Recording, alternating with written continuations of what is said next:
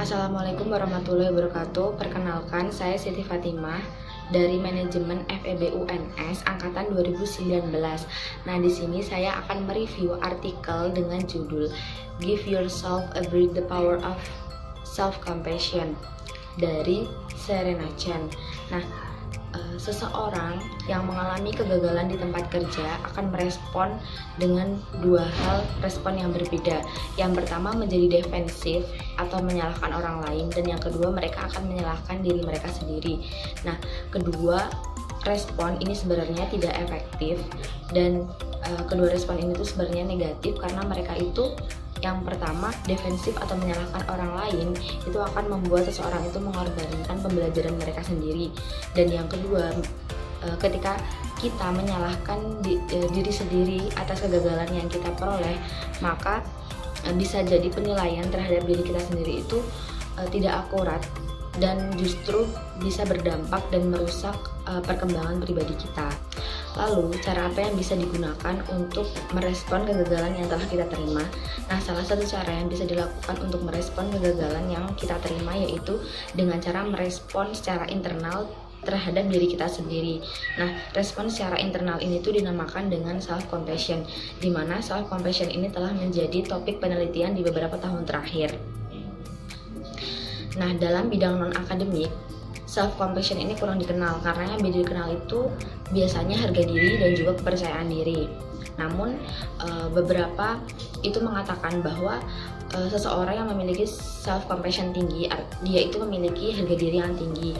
Namun sebenarnya dua konsep ini tuh berbeda, karena harga diri itu melibatkan penilaian kita terhadap diri kita sendiri daripada penilaian terhadap orang lain. Sedangkan self-compassion itu mereka tidak melakukan penilaian terhadap diri sendiri atau kepada orang lain.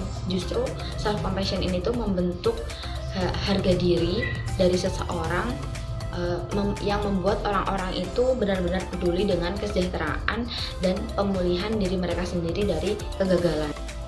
Orang dengan self-compassion yang tinggi ini menunjukkan tiga perilaku. Yang pertama adalah baik hati, dan artinya baik hati ini mereka itu tidak akan menghakimi kegagalan dan kesalahan yang telah mereka perbuat. Dan yang kedua adalah mereka percaya bahwa kegagalan itu merupakan pengalaman yang pasti dimiliki oleh setiap orang. Dan yang ketiga adalah mereka akan mengambil pendekatan yang seimbang, di mana mereka itu akan membiarkan diri mereka itu merasa terpuruk terlebih dahulu, tetapi mereka tidak akan membiarkan emosi negatif itu mengambil alih diri mereka sendiri. Kristin Neff adalah seorang profesor di University of Texas Austin. Dia telah mengembangkan alat survei yang digunakan untuk menilai tiga komponen yang berhubungan dengan self-compassion, dan para peneliti lain itu telah menggunakan alat ini untuk menunjukkan ciri-ciri kepribadian atau perilaku yang diasosiasikan dengan self-compassion. Dan orang-orang yang mendapatkan skor tinggi adalah mereka yang pertama memiliki motivasi yang tinggi untuk memperbaiki diri mereka sendiri dan cenderung melaporkan perasaan yang kuat. Dan yang kedua adalah otentisitas. Otentisitas ini adalah rasa menjadi benar pada diri sendiri. Nah, kedua sifat ini tuh bisa dipupuk dan dikembangkan dengan welas asih. Nah, sebagian besar organisasi dan seseorang pasti mereka ingin adanya peningkatan diri. Nah, peningkatan diri ini biasanya dinilai dengan ketekunan, kerja keras, atau adanya tekad yang tinggi. Nah, namun sebenarnya persyaratan utama untuk memperbaiki diri itu adalah ketika kita itu bisa menilai secara realistis terhadap kekuatan dan kelemahan yang kita miliki. Nah, di sini welas asih itu ternyata bisa memupuk adanya rasa seperti itu. Jadi di sini welas asih terhadap diri sendiri itu akan membuat seseorang termotivasi untuk memperbaiki kelemahan yang mereka miliki. Dalam sebuah penelitian itu ditemukan bahwa seseorang yang didorong untuk memperlakukan diri mereka dengan welas asih, mereka itu akan cenderung untuk memperbaiki kesalahan yang telah mereka lakukan, menembus kesalahan yang telah mereka lakukan, dan yang lebih baik dari ini adalah mereka tidak akan mengulangi kesalahan yang telah mereka lakukan sebelumnya. Selain itu, ternyata self compassion itu memicu seseorang untuk mengadopsi mindset yang lebih berkembang. Nah, seseorang dengan self compassion dan juga mindset yang berkembang itu merupakan perpaduan yang sangat baik, karena seseorang dengan kedua komponen ini mereka akan lebih bekerja keras untuk memperbaiki diri mereka sendiri.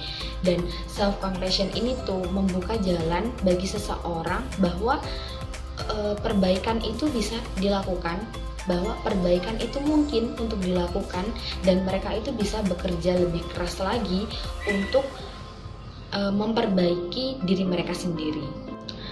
Selanjutnya adalah self compassion di lingkungan kerja, di mana lingkungan kerja juga membutuhkan self compassion terutama dalam peran kepemimpinan.